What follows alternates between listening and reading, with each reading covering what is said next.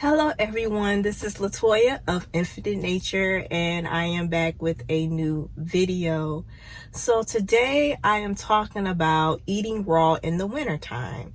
And I decided to make this video because I am hosting another 5-day raw vegan challenge, and this is for the winter solstice. And the winter solstice is the first day of winter, and it's also the shortest day of the year. Is like the day with the shortest amount of daylight, and it's the longest amount of darkness. So it's the change of the seasons. It symbolizes death. It symbolizes us going within and slowing things down so that we can get our ground fertile for the spring in March. So, March, springtime is about new beginnings, rebirth, things of that nature. So, as you notice, in the wintertime, things are cold. More people are inside because it's cold. Certain regions, it's snowing. Things are dying. So with that being said, it is important to adjust your body to that. And one of the ways you can do that is through fasting, whether it's liquid fasting. That's what I used to do, but prior to me becoming pregnant and nursing, I would do liquid fast, or you could do dry fast, or you can do some kind of cleanse. And I particularly wanted to host a 5-day raw vegan challenge because that is a cleanse or a fast for many people. And eating raw vegan is eating no animal product of any kind and eating and it's uncooked. But some people utilize the dehydrator, which allows you to make, certain things like kale chips and or like different types of raw vegan cuisine. But that's something that, you can do to be more creative. But I recommend doing something more simple. But if you want to be creative, definitely during this time period of the change of the seasons of the winter solstice, definitely you can be creative, but it's good to keep things simple because around this time period people are more prone to become sick because of the flu. And then on top of the pandemic and everything that has been going on, it's really important for your immune system to strengthen your immune system during this time. And this is one of the great ways to avoid getting sick. And this is a great time to do it, to balance your mind, your spirit, and your body, to give it a quick reset, to balance out some of you guys that may be celebrating all the holidays and eating all types of food, things that may be overindulging in things that you don't need to overindulge in. So I definitely recommend that if you are willing to take this risk, I advise doing that. And you may be surprised. For some of you that want to release some weight, this is an opportunity to do that. And you can take the things that you learn from the 5-day raw vegan challenge, which starts on December 16th through the 20th, and the link will be in the bio. You could take this time, to get some tips on that, and I do provide a lot of value for the price. The price is actually super low, and I'm not giving any type of discounts or anything because it's already super duper low. But you'll get a personalized, you get an interactive experience, is a personal experience with a specific topic for each day to focus on, which focus on the 4 levels of healing: the mental, the spiritual, the physical, and the emotional aspects, because that's really what it's all about, so you'll get videos each day. Then you get videos of what I've shared over the course of 5 years. You'll get lots of tips. You'll also get like recipes. You'll get so much stuff that I have on there. You'll get like you'll get a book list. You'll get a lot of things, and I'll have everything in the description box so that you can look at everything. But I didn't want this to be strictly a sales video, but me hosting this 5-day raw vegan challenge for the winter solstice. I wanted to explain the purpose of me creating this video, is because of that. I was like, you know what, I haven't made a video and talking about this. So some of you may have been following me for a while, but I used to live in Wilmington, Delaware, and I moved up there in December, right around this time period, ironically, like at the end of, right after Thanksgiving of 2013. Like I moved right around that time. I remember at that time I was working, and I was starting my new job like on December 1st of 2013. So I moved right around the holiday time. And the first day, after a week of me being in the area, in the northeast area of like Delaware, and I worked in Philadelphia, so people that are familiar with that area, you know what I'm talking about.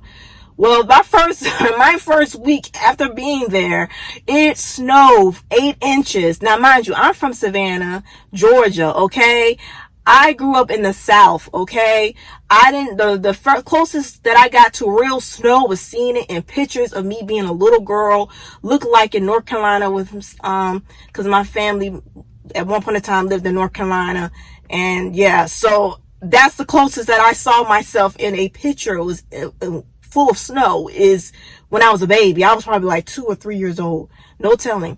But yeah, that was the closest of real snow. We got flurries here and there when I lived down, south prior to then. But this was huge for me. And it seemed like the first year that I was there, it snowed so much. I was like, and everybody in the area was like, yeah, we get snow, but we don't normally get it like this. I was like, well, goodness, the year that I decided to come, all this snow, and I love warmth. I'm a Leo. I love to bask in the sun. I love warm. I love all of that. So it's just, when I decided to go raw in 2015, I was up north. So I recall my first winter eating raw vegan, and it's natural to not desire, cooler things when it's cold, of course. And it's actually makes more sense to eat in relation to what is native in that area. And it makes more sense that if you live in a warmer climate, that it's going to be easier for you to eat raw vegan. Like, okay, so just imagine me being up north where it's snowing and all of this stuff, and I'm still doing this. So it's all about mindset. I'm gonna be real with you. A lot of it's mindset, but some of the things that I did to support me in being able to still continue on that journey, especially my first year of eating raw vegan, was I still drink tea. I still drink tea, and it's nothing wrong with drinking tea. That's one of the things you could do, is drink you some tea to warm you up. Another thing is preparing your food, preparing your meals at room temperature. Now, of course, there are going to be some things that's going to be refrigerated, but preparing your meals at room temperature. If you do have a dehydrator, you can prepare some meals that will, not be, cold. You know what I'm saying? And I think that, like, it's funny because sometimes when I'm around people and they just assume that everything we eat is cold, and it's really not. But it's funny because they're like, I want something cold. And it's really their way of saying, I pretty much trying to say that they don't want to eat nothing raw vegan. That's how I take it. I'm like, but everything everything that we eat is not cold. Okay. But yeah, you can prepare meals that are, that are room temperature, or you can, if you have a dehydrator and you want to explore and make, some gourmet raw vegan meals. We use the dehydrator, but we don't use it in excess. I like my meals, simple and full of flavor at the same time, And another thing that you can do, especially if you live in warm climates, because mind you, like I said, I used to do liquid fast in the winter time and it was snowing. That's a lot of mindset. That's a lot of me thinking about what is the benefits of me doing this. Well, the benefits of me eating raw vegan has supported me in being able to have clarity in my mind, trusting myself and my intuition, being more creative. I'm very healthy, and I will say that I am very healthy. If I go to the doctor and they're impressed with how well I am, well, that speaks to something, you know what I mean? I got blood work and everything. So this, through time, things have, worked out. This is a gradual process, especially when you're focusing on more holistic ways of living and being. There's so many benefits that I have experienced just from eating this way that it's a lot. You know what I mean? I had a healthy pregnancy. I was able to conceive really easily. I had a healthy pregnancy. I have a healthy child. We don't get sick like that. Thank God. Thank God we don't get sick. It's a lot of benefits. I talk about the benefits all the time. You're regular, you're not stuffed up, you know what I mean? You use the bathroom, you're not full of ish, you know what I mean? So there's a lot of benefits, and I think that's the thing you have to focus on. Like, how does it make you feel? Now, I don't want you to struggle. I don't want you to feel like you have to do this, but I will say this: if you see more benefits of eating this way, or of eating like this, or incorporating more of this in your diet, then you need to focus on that. That's what I did.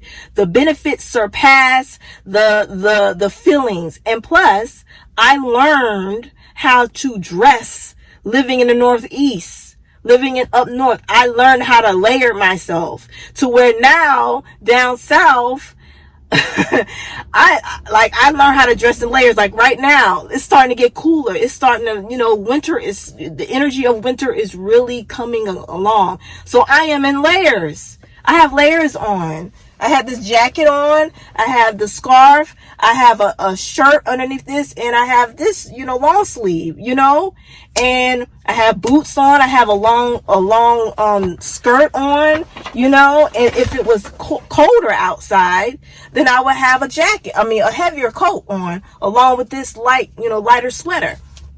So you have to learn how to dress for the weather. You have to make sure you put on layers so that you're more comfy and warm. So you'd be like, ooh, I'm kind of hot. Like, I took this off because I'm kind of hot, honestly. I've gotten so used to the weather from living up north that even on a cold day here is not that bad, because number one, I've learned how to dress in layers, and number two, I have gotten used to how cold it was up there compared to down here. So that's another thing to put in consideration. I'm looking down so I don't miss anything. I just don't want you guys to feel like, oh my goodness, I won't be able to do this. Oh, another thing is you can make soups. You still can make soups. Like tomato soup is an example. Cucumber soup is an example. And if you have a high speed blender, you can put it on high and let it warm up. You could do that and just make sure you eat it fresh. That's another thing. And eat foods that are hot, like garlic, like ginger, radishes, things that are spicy that will make you, more warm. Though you need to eat some of those things. I'm trying to look up some other things. You could also, like back then, now I drink a smoothie every day. I drink a green protein smoothie every day. But back then, I didn't make as many me personally, I wasn't a smoothie person before I was pregnant, but now I'm definitely love my green smoothies daily. But back then I didn't make as many smoothies during that time period. I'm gonna be real with you, as many. Or you can make smoothies. Now I know a lot of people like their smoothies cold. You can make a smoothie not as cold. I remember one time my husband made a smoothie and we didn't have any ice for some reason. We were traveling and we didn't have ice or something, or I forgot what happened, or I don't remember what happened, but the smoothies ended up being warm. But ironically, it was cooler in the home that we were in, and so the smoothie felt good because it was already chilly, so the smoothie actually felt good because it was not, even though I normally like cold smoothies, of course, but that felt good. So I don't know how y'all like y'all smoothies. Y'all might like y'all's with ice and things like that. And that's normally what we do, but you never know. You might want to try a warm smoothie. I mean, hey, you could do that too. Another thing is, what made me look at things differently is when I would watch cooking shows, especially with around the world. They go around the different chefs will go around the world, or they show their restaurants and stuff. And there was this one, I forgot what the name of it was, but it was on Netflix, and the episode talked about how they cook their food in the sun. And when I saw that, and it just made me think about, before we had all of these gadgets and all of these things, how did people, how did the ancestors prepare their meals? How did they make them warm? Like, what did they do? They put them out in the sun. So it put things differently in perspective. It made me appreciate life and appreciate food, period. Like, fasting makes you appreciate food, period. Like, for real. Like, it changed your taste buds, things you didn't like, you like, and things of that nature. So for me, it's more of a mindset thing for me personally. But what I gave you was some tips, and you can add more if you are familiar with doing things like this. If you are used to eating more, high raw or raw vegan in the wintertime, you could put more tips down at the bottom. But for me, it's more of a mindset thing. It's more looking at it as, is this something that why am I doing this? Is this something that I really want to do? And if you listen to your body, you figure out, is this something that I want to do during this time of the year? You know what I mean? Some people may do one meal a day, I'm saying, one cooked meal a day. I mean, it's really just about what works for you, what works for your lifestyle. But like I said, after surviving, living in the snow and eating raw vegan and eating and doing liquid fast while it was literally blizzards and stuff, like, I thought some people be like, that's crazy. But hey, I mean, that really showed how disciplined I was. Like, for real, I was doing it. I wasn't doing it to lose weight, because I'm already a naturally small person, and honestly, I've been gaining weight. Now I hit 35, and you just start gaining weight. But whatever. So it is what it is. So I hope that you got something from this video about eating raw vegan in the winter. And like I've stated earlier, I'm having a 5-day raw vegan challenge. It starts on December 16th through the 20th, and you break your fast on the 21st. And when you sign up, I will be sending you information to prepare you for the 5 days. And then once it officially starts, you'll have a platform that you'll be able to see all the videos, all the tips, everything will be on there, and you can connect with other people, interact with others, and, comment and things. That really makes it more of a community oriented, as if you share and connect that way. But that's all that I wanted to talk about today. You can follow me on Instagram at Infinite Nature number 1, Twitter at Infinite Nature number 1, Tumblr at Infinite Nature, and Facebook at Infinite Nature. And you can also go to loveinfinitenature.com. That is also, you can sign up there. And I also have a Patreon that, and the name of that is Infinite Nature. And everything will be in the description box. So talk to you guys soon. Have a great day.